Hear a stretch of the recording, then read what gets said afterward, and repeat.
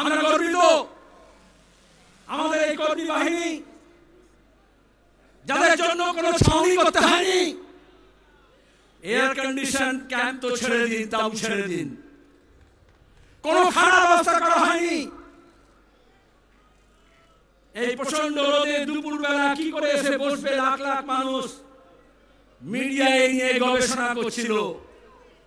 এই বাংলার দিশা পাল্টাতে, দশা পাল্টাতে আজকে আমাদের প্রকৃতিও সহায়, আজকে এত তপ্ত রোদ হয়নি, মেঘের চাদরে মুড়ে দেওয়া হয়েছে। কেন আমরা এসেছি? আমরা লড়াইয়ের বার্তা দিতে এসেছি। এখানে লড়াই শেষ না, আজ থেকে লড়াই শুরু। মানুষের যে দুর্দশা আজকেও দেখেছেন, খড়গপুরের রেশমি মেটালিক্স যা তৃণমূলের নেতাদের তোলা দিয়ে কারবার চালায় জমি দখল করে, সেখানে দাঁড়িয়ে ধসে 3 জন শ্রমিকের মৃত্যু হয়েছে। আমি সেদিন গিয়েছিলাম মুর্শিদাবাদের শামশেরগঞ্জে, সুতির সাজুর মোড়ে,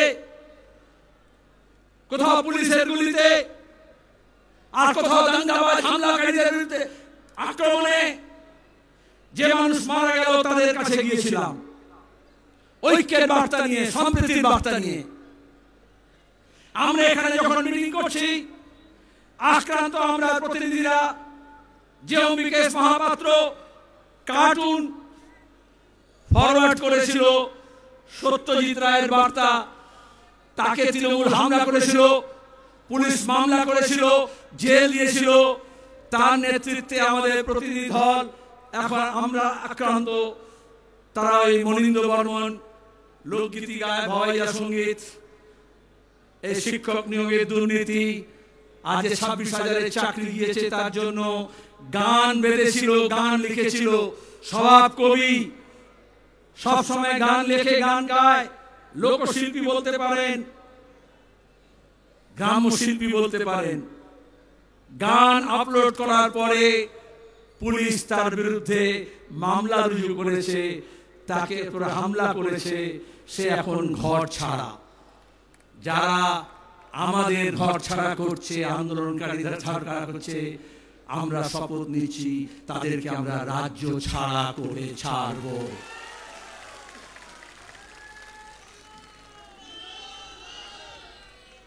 সুপ্রিম কোর্ট বলছে, দেশের আইন বলছে, প্রতিদিন মোদী সরকারকে চক্রাঘাত করছে। যেভাবে সার্ভেলেন্স, যেভাবে নজরদারির ব্যবস্থা করা হচ্ছে, নাগরিকদের অধিকার কেড়ে নেওয়া হচ্ছে, গণতান্ত্রিক অধিকার কেড়ে নেওয়া হচ্ছে। আপনি কি খাবেন, কি পরবেন, কোন কথা বলবেন, কার সঙ্গে যাবেন, এই সব নাকি তারা ঠিক করে দেবে। আমাদের সংবিধান বলছে আমাদের অধিকার আছে প্রত্যেকের নিজের নিজের, মেরি মার্জি।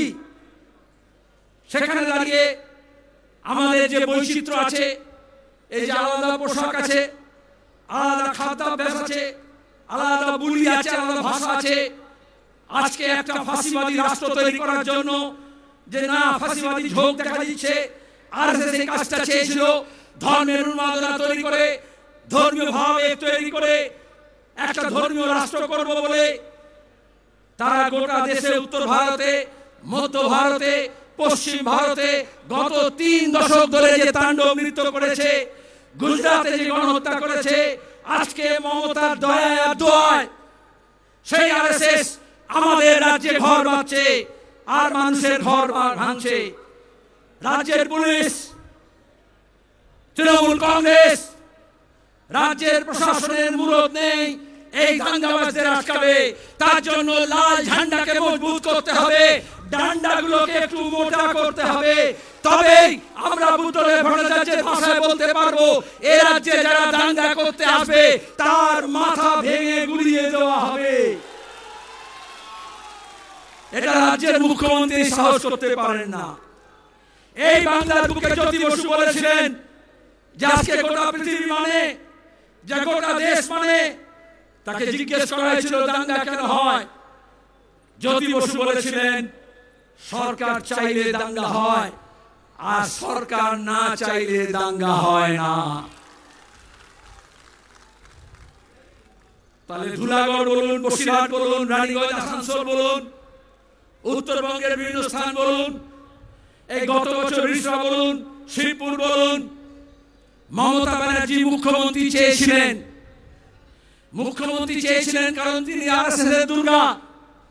আরএসএস তাকে পরিয়েছে, খাইয়েছে, লোকবল জুটিয়েছে, কর্পোরেট ফান্ড দিয়েছে, টাকা দিয়েছে, মুরব্বিয়ানা দেখিয়েছে, আর তারপরে যত সবাইকে এক কাট্টা করেছিলেন, জামাত, জমিয়ত, মাওবাদী, এসইউসি, বিজেপি সব এক হয়ে বলেছিল লাল হটাও দেশ বাঁচাও। লাল হটেছে কিন্তু দেশ বাঁচেনি। তাই আজকে দেশ বাঁচাতে হলে আবার লাল ঝান্ডাকে মজবুত করতে হবে, উঁচু করে তুলে ধরতে হবে। এটা শুধু ব্রিগেড সমাবেশ না, কিষাণ সভা, ক্ষেত মজদুর সংগঠন, বস্তি উন্নয়ন সমিতি, সিআইটিউ কর্মীরা গত কয়েক মাস ধরে মাঠে ময়দানে, খেতে খামারে, কলে কারখানায়, ইট ভাটা থেকে যেখানে বিড়ি বাঁধে, যেখানে মিড ডে মিলের ওয়ার্কার, যেখানে আইসিডিএস এর কর্মী, যেখানে আশা কর্মী, যেখানে বিভিন্ন স্কিম ওয়ার্কার, যেখানে বেকার ছেলে মেয়ে, যেখানে পরিযায়ী শ্রমিক, যেখানে গিগ ওয়ার্কার, তাদের সবার কাছে আপনারা গিয়েছেন। যে কৃষক ফসলের দাম পায় না তার লড়াই, যার সার কালোবাজারি হয় তার লড়াই, যে ফসল রাখার জায়গা পায় না কোল্ড স্টোরেজে তার লড়াই, যে মজুরি পায় না তার লড়াই, যে বেকার কাজ পায়নি তার লড়াই, আর যারা কাজ পেয়েও এই তৃণমূলের অপদার্থতা দুর্নীতির জন্য কাজ হারিয়েছে তাদের লড়াই।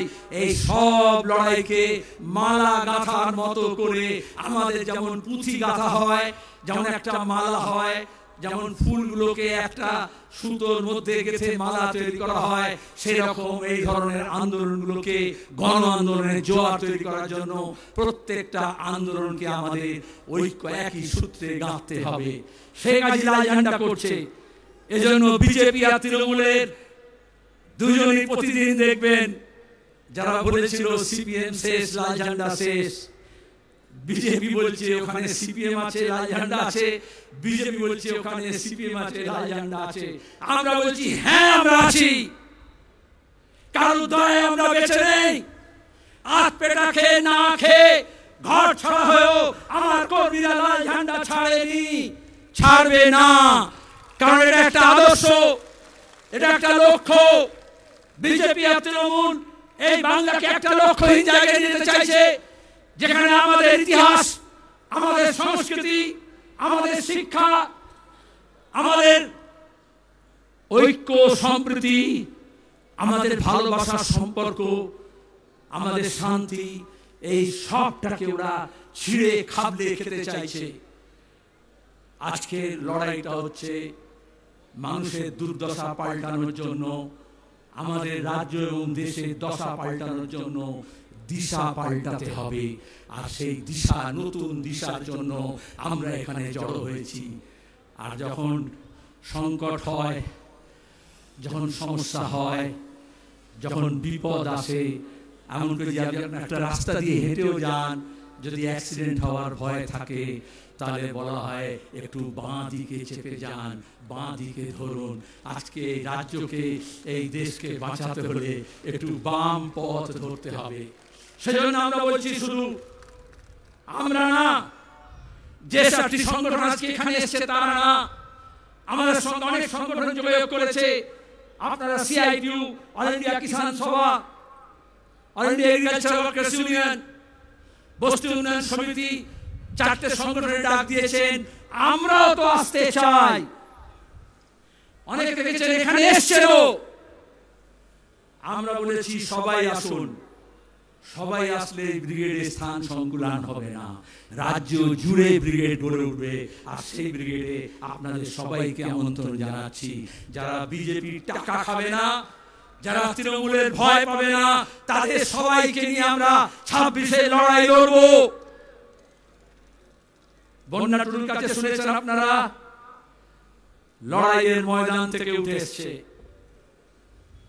আমাদের নেতা নেত্রী টালিগঞ্জের আর বলিউডের স্টুডিও থেকে উঠে আসে না। জমি লড়াই, যাদের পাট্টা ছিল পাট্টা কেড়ে নিয়েছে, তাদের লড়াই করে নাকে হ্যাঁ করে নাক খত দিয়ে এই প্রশাসনের জমি লড়াইতে নিজের ভূমিতে কৃষকরা তার নিজের অধিকার প্রতিষ্ঠা করেছে, তার প্রতিনিধিত্ব করতে এসছে। সে কি বলেছে ক্রিকেটের ভাষায়? আমি খুব বেশি ক্রিকেটের ব্যবহার করি না, বলেছে উইকেট ফেলে দেবো 26-এ। আর আপনার শুধু বললেন যারা পেছনে আছে, কি উইকেট ফেলবেন তো? তার জন্য আমি একটু ফুটবল বেশি ভালোবাসি। ফুটবলে হচ্ছে একটু নেমে খেলতে হয়, আমাদের সবাইকে একটু নেমে খেলতে হবে। কি রাজি তো? নেমে খেলবো, যাতে এই চোর জোচ্চোর দুর্নীতিবাজকে 14 তালা থেকে টেনে হিঁচড়ে আমরা মাটিতে নামাতে পারি, সেই শপথ আমাদের নিতে হবে। আর যারা মনে করছে স্যুট বুট পরে গভর্নর সাহেব ঠিক করবেন, আমরা বলি গরিব মানুষের লড়াই কোন লাট বেলাট লড়তে পারবে না। গরিবের লড়াই গরিবকে লড়তে হবে, বাংলার লড়াই বাংলার মানুষ লড়বে। আমরা যদি জাত পাত ধর্ম বর্ণ হিন্দু মুসলমান মন্দির মসজিদের নামে না ভাগ হই, তাহলে এই বাংলার এই শক্তি আছে। 190 বছর ইংরেজের শাসনের বিরুদ্ধে লড়াই হয়েছে, ফাঁসি হয়েছে, জেল হয়েছে, আন্দামানের সেলুলার জেলের নাম লেখা আছে। তারপরে বেরিয়ে এসে লাল ঝান্ডাকে মজবুত করেছে, দেশ স্বাধীন হয়েছে। তারপরে আমরা লড়েছি, খাদ্য আন্দোলন হয়েছে, জমি লড়াই হয়েছে, সেচের জলের জন্য লড়াই হয়েছে, মজুরির জন্য লড়াই হয়েছে, নতুন কলকারখানা তৈরির লড়াই হয়েছে, বন্ধ কারখানা খোলার লড়াই হয়েছে। সেই লড়াই আমরা সবাই এক কাট্টা ছিলাম। আমরা লড়াই চাই, আমরা লড়াইকে ভয় পাই না। আমরা বলি এই লড়াই লড়তে হবে, আমরা বলি এই লড়াই বাঁচার লড়াই, বাঁচার জন্য প্রতি মুহূর্তে লড়াই করতে হয়। কিন্তু সেই লড়াইটা মন্দির আর মসজিদকে ঘিরে নয়, সেই লড়াইটা হিন্দুর বিরুদ্ধে মুসলমানের না, মুসলমানের বিরুদ্ধে হিন্দু না। ধর্মের নামে যারা বেসাতি করে, বাংলাদেশের দিকে তাকিয়ে দেখুন, গণপ্রজাতন্ত্রী স্বাধীন সার্বভৌম ধর্মনিরপেক্ষ বাংলাদেশ, সেখানে সংখ্যালঘুদের অত্যাচার হলো কেন হলো? যারা এখানে মারা কাঁদি কাঁদছিল, কুমিরের কান্না কাঁদছিল বাংলাদেশের সংখ্যালঘু নির্যাতনের প্রশ্নে, তাদেরকে জিজ্ঞেস করে কি হলো? সব দাম ফুরিয়ে গেল। ইউনূস আর মোদির মধ্যে বৈঠক হলো, আর এখানে সব লেজ তুলে যে হনুমানের দল লাফাচ্ছিল, এখন দু পায়ের পেছনে লেজ গুটিয়ে দিয়ে এখন কি বলছে? এখন মুর্শিদাবাদ দেখাচ্ছে।